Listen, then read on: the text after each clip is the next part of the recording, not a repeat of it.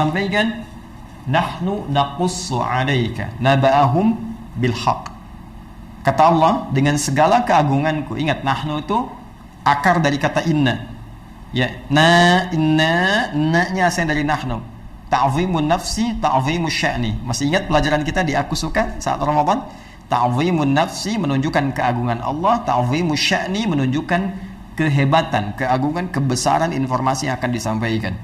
Ya, seakan Allah ingin mengatakan, demi keagunganku, demi kehebatanku, aku sampaikan informasi yang sangat berharga, informasi yang sangat bernilai, yang sangat dahsyat, sangat hebat. Nahnu naqussu 'alaika naba'ahum bil haqq. Kami kisahkan kisah para pemuda yang hebat itu, kan? Dengan sesungguhnya. Siapa para pemuda itu? Innahum fityatun amanu bi rabbihim. Nih, kalimatnya menggunakan ini.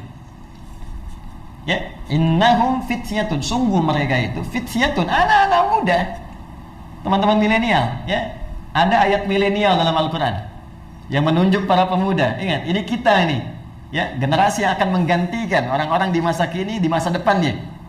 Ayat ini berbicara tentang Anda, duhai teman-teman sekalian. Ada orang-orang milenial hebat, kata Allah, di masa lalu. Dan kehebatan milenial itu diukur bukan sekedar dari kehebatan instingnya, intelijensianya, kehebatan intelektualnya, kehebatan semangatnya. Bukan itu patokan utamanya. Innahum amanu, imannya yang pertama. Jadi kalau Anda ingin dikatakan seorang pemuda yang hebat, generasi milenial yang hebat, maka syarat pertama kehebatan dalam pandangan Allah itu iman. Awas, jaga iman. Kalau cuma sekedar jadi orang-orang yang intelektual, ya, punya daya dobrak yang tinggi, inovasi yang hebat, bikin aplikasi, bikin ini, bikin itu biasa. Jangankan Anda yang belum beriman pun mampu. Itu terbuka kompetisinya. Jangankan di Indonesia, di Amerika banyak, di Cina banyak, di Eropa banyak, melimpah. Tapi perlombaan menjadi baik, hebat dalam pandangan Allah itu spesial. Sang Khalik lah. Anda disebut hebat di Indonesia, belum tentu dikenal di Amerika. Orang Cina pun mimpi belum pernah ketemu kita. Orang Eropa belum tentu pernah lihat kita. Ya kan? Tapi kalau Anda disebut hebat oleh Allah, maka langit dan bumi mengatakan Anda yang terbaik. Maka syarat pertama, generasi pemuda hebat, itu kata Allah, amanu bi rabbihim, iman dulu. Nah, kenapa mereka disebut hebat? Ini dahsyat. Saking ingin mengupgrade imannya, mempertahankan imannya, mereka menghadapi intimidasi yang sangat luar biasa. Dikejar-kejar sampai masuk gua. Ancamannya bukan hanya sebatas intimidasi, bisa eksekusi. Bukan cuma persekusi, bisa dieksekusi. Ya, mereka untuk mempertahankan iman supaya di-upgrade imannya itu sampai masuk ke gua. Saking inginnya dekat dengan Allah Subhanahu wa taala, saking ingin mempertahankan visi kehidupannya.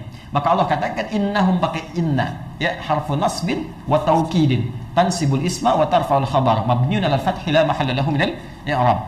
Huruf nasab yang mengangkat rafa ism, orang yang akan diangkatnya. Ini diangkat oleh Allah nih. Ini contoh nih, saya angkat nih. Dikenang kisahnya. Sampai kini masih diingat kisahnya. Ya. Wa taukidin, Allah kuatkan. Saya tegaskan, ini orang-orang hebat, contoh mereka. Ya, tansibul isma wa tarfa'ul khabar, dinasabkan. Nasabkan isimnya jadi dibuka. Ya, saya kembalikan tadi. Perhatikan baik-baik. Tansibul isma, dinasabkan isimnya, dibuka, tancapkan dengan kuat. Seakan-akan ingin mengatakan ini orang-orang bisa menancapkan dirinya, keimanannya pada dirinya dengan kuat. Ya, wa tarfa'ul khabar, diangkat beritanya sampai sekarang, ya, terekam sampai sekarang dikenang.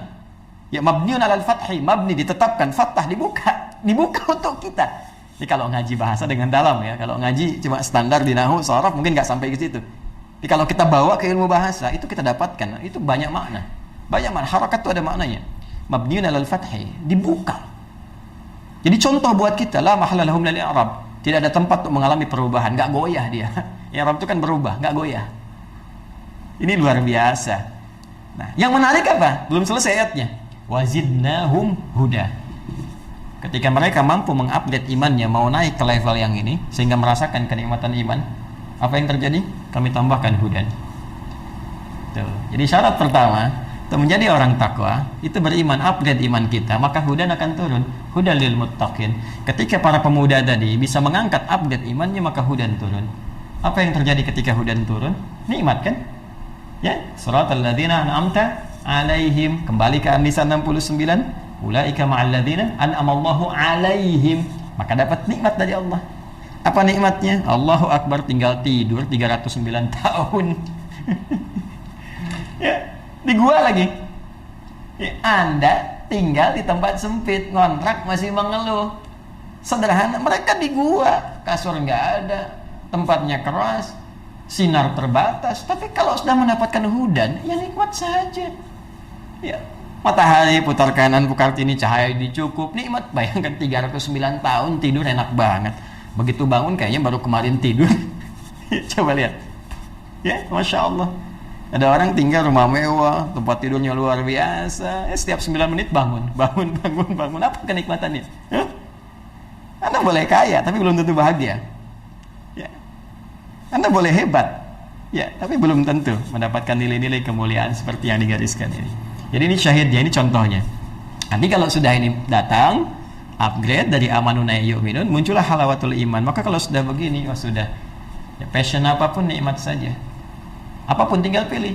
Mau dengan tenaga, mau dengan harta, mau dengan ilmu, mau dengan kedudukan, bebas, semuanya nikmat. Ya, Bilal itu cuma dengan tenaga, Abu Bakar dengan harta bendanya, Ali bin Abi Thalib dengan ilmunya, Amr bin As dengan kedudukannya, semua punya passion masing-masing. Bilal kalau mau jualan, mau dagang, bisa kaya, sahabat Nabi, banyak dikenang, bisa dimuliakan, tawaran banyak sepeninggal Nabi. Tapi kalau milih jadi muadzin dengan tenaga saja cukup. Kenapa? Karena levelnya sudah kesini, sudah nikmat. Allahu Akbar, Allahu Akbar. Begitu azan, Nabi mengatakan, aku mendengar suara terumpahmu di surga. Aku mendengar suara terumpahmu. Bilal sederhana, baru azan, terumpah saya sudah di surga. Ngapain cari yang lain, dengan azan aja bisa ke surga? Itu Bilal. Cerdas kan? Yang lain cari dengan passionnya masing-masing. Ada yang usaha, ada yang macam-macam. Tapi yang saya ingin katakan, apakah yang kita kerjakan nikmat enggak? Itu aja poinnya. Nih, halawah. Sudah ada halawah enggak?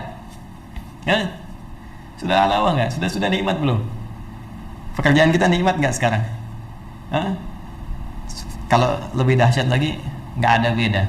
Saat sehat nikmat, diuji sakit nikmat, saat ada harta nikmat, kayaknya cukup nikmat gitu. Jadi semua tuh kayaknya terlihat anugerah Allah saja. Kalau sampai situ, wah udah luar biasa. Nah ini biasanya saking nikmatnya nanti hudan ini kalau sudah masuk kepada jiwa orang beriman, naik tingkat ke sini, maka Allah akan rekatkan di hatinya. Rekat. Jadi hudan itu rekat di hati. Kan iman itu saya pernah sampaikan amalan hati kan? Ada rekat. Rekat itu diikat, robato namanya. Robato yarbatu. Robit itu ikatan. Ya. Diikat begini. Di jiwanya. Kalau sudah ikat kan gak lepas. Yang celaka kan yang belum diikat kan? Ya kan? Yang belum diikat nih. Tadi itu kadang naik turun, kadang ragu, ya. Kadang sholat fardu, kadang terlambat, kadang ada yang tinggalkan. Itu masih naik turun. Iman naik, kadang turun, kadang lepas, kadang datang. Tapi kalau diikat, kemana aja ikut. Kalau sudah ikut, jadi pedoman dalam kehidupan. Ini yang hebat. Makanya di ayat selanjutnya, ayat ke-14-nya, warabatna ala qulubihim. Dan kami ikatkan itu dalam jiwa-jiwa mereka. Ini bukti bahwa iman itu amalan hati. Kalau sudah benar imannya di hatinya, maka Allah berikan cahaya pada jiwanya. Dan diikat cahaya ini dalam jiwanya. Sehingga kalau sudah diikat, hudan, petunjuk ini menjadi sinar kepada seluruh tubuhnya.